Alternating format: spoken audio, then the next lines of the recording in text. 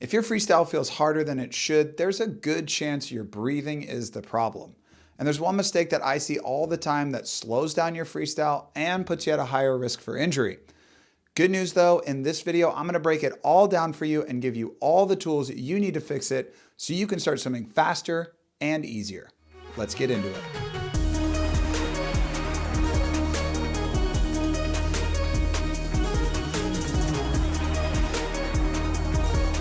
What's up guys, Coach Matt Z here. Today I've got part 2 of a 3-part series on breathing. Now breathing is probably one of the toughest and most uncomfortable part of swimming, and it can be especially hard if you're new or returning to swimming after a long break. Because imagine this, you're working hard, you're exhausted, all you want is a big gasp of air, and what happens? A huge wave splashes you in the face and you inhale a bunch of water. Now, after your life flashes before your eyes and you realize you're not actually gonna die, oh my God, I almost died. Your natural reaction is gonna be to lift your head higher out of the water next time you breathe. And it makes total sense. Your brain does not like to breathe in water, so you're gonna get your mouth as far away from that water as you possibly can. This seems like a great idea, but the problem with this is that cranking your neck and lifting your head way out of the water is going to slow you down and put you at higher risk for injury. And this is why. First, you're going to be less efficient because when your head lifts up, your hips sink. Remember, for every action, there's an equal and opposite reaction. With your hips lower in the water, you've got more drag and you're going to have to work harder to go the same speed. And side note, one thing that doesn't hardly require any extra effort but helps tremendously is if you hit that like and subscribe button.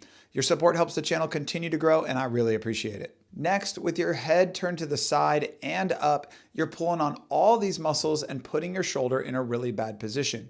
And on top of that, you're pulling with your hand, so you're adding load to it. It just is a recipe for disaster. And finally, you're not going to be as strong in this position. If I told you to go lift something heavy off the ground, I doubt you would crank your head to the side like this. It's just not natural. Imagine going to the gym and lifting weights with your head turned to the side and your neck cranked up. You would get some seriously interesting looks. Oh, and one more thing is this almost always causes issues with your pull.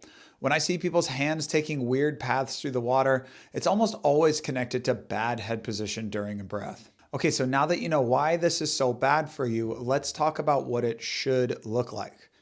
When you take your breath, just turn your head to the side. Don't lift it. The rotation from your stroke should make it so you don't actually have to turn your head that much. You want to try to keep one goggle in the water or at least touching the water. As you're swimming with some speed, you're going to actually notice that the water will dip down below your mouth and create a nice little pocket for you to breathe into. Of course, with that being said, you are in an aquatic environment, so you should get comfortable with water going in your mouth and learn how to sort of breathe around that water. All right, so let me know in the comments if I've convinced you that breathing with your head up is bad and if you're willing to do some work to get it right. It may sound hard, and it probably will be, but you just need some drills to help you along.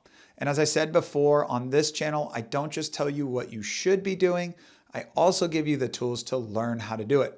So let's get into some breathing drills. To get things started, we're gonna do bodyline kick. And we actually did this drill in part 1 of this series. So after you finish this video, go back and check that one out. Now with bodyline kick, you'll have one arm up, one arm at your side, your eyes are down, your nose is gonna be in your armpit. When you take that breath, keep that one goggle in the water. And if you're struggling with this at first, try to do it with a pair of fins on. That's going to give you a little bit more momentum and make the breathing pocket a little bit bigger. Another variation of this drill that can be really helpful that I bet you haven't tried yet is to do bodyline kick, but with your head turned to the side the whole time. This gives you a chance to find that head position needed to get the breath right and will help you get comfortable breathing into that air pocket. And pro tip, while you're doing bodyline kick, pay attention to what is happening with your extended arm. If you feel it dropping, there's a good chance you're lifting your head too much.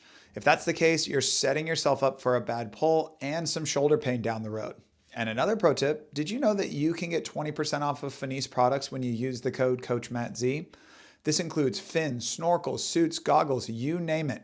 So go to finisswim.com, load up your cart, and get yourself some gear. You deserve it. The next drill we're gonna do is 4-count switch. So with 4-count switch, we're gonna start off in bodyline kick position and hold it for about 4 seconds. We're then going to switch to the other side and hold it again for the same amount of time. I want you to take a breath on each side when your opposite hand enters the water. Make that breath fast and low and get your head back down quickly. Get used to keeping that one goggle in the water and breathing into your pocket. Finally, close it out with some 2-count switch. This drill is basically the same as 4-count switch, just taking a shorter pause in between strokes. You probably won't want to breathe on every stroke. You might get a little dizzy doing that. So just pick one side to work on and switch it every 25.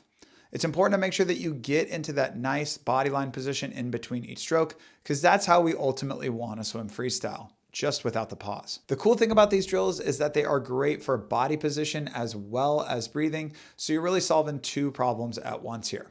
And once you have done those drills, you can move into just some regular freestyle where you're focusing on that low breath. And I'm not gonna lie, you may breathe in some water as you're practicing this, and I know that's no fun, so just take it slow until you get the hang of it. And once you do, I can tell you that you'll be swimming faster, safer, and more efficiently. All right, guys, thanks for watching. If you enjoyed this video, go check out part 1 of this series, and also stay tuned for my 3rd and final part of this series on freestyle breathing. And in the meantime, go check out one of these videos, which YouTube thinks that you will enjoy.